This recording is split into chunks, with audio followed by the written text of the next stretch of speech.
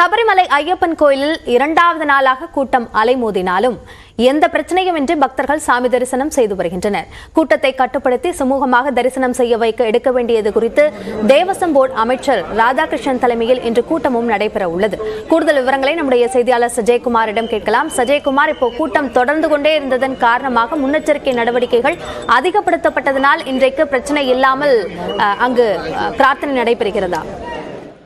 நிச்சயமாக கடந்த ஒரு வாரமாக சபரிமலையில் வந்த கூட்டம் நிறுத்தி அதை கட்டுப்படுத்துவதற்கு சபரிமலை தேவசம் போர்டு காவல்துறை திணறி வந்த நிலையில் நேற்று முதல் சபரிமலையில் அந்த கூட்டத்தை கட்டுப்படுத்த ஒரு ஒருங்கிணைந்த ஏற்பாடு, அதாவது தேவசம் போர்டு மற்றும் காவல்துறை இடையே ஒரு ஒருங்கிணைந்த ஏற்பாடு செய்யப்பட்டதன் அடிப்படையில் அதே போல இன்று தேவசம் அமைச்சர் நேற்று முதல் இரவு முதலே சன்னிதானம் பம்பா போன்ற பகுதிகளில் ஆய்வு மேற்கொண்டு அடுத்த கட்ட சபரிமலை பக்தர்களுக்கான இந்த இன்னல்கள் அதே போல கூட்ட நெரிசலை தவிர்க்க அடிப்படை வசதிகள் போன்ற ஏற்பாடுகளை குறித்தும் தற்போது ஆலோசனை நடைபெற்று வரக்கூடிய நேற்று 81,600 பேர் எந்தவித இடையூறும் இல்லாமல் சாமி தரிசனம் செய்திருக்கின்றனர். அதே போல இன்று 79,996 பேர் ஆன்லைன் மூலம் முன்பதிவு செய்யக்கூடிய நிலை தற்போது எந்த ஒரு இடையூறும் இல்லாமல் சபரிமலையை பொறுத்தவரையும் சாமி தரிசனம் செய்து செல்கின்றனர்.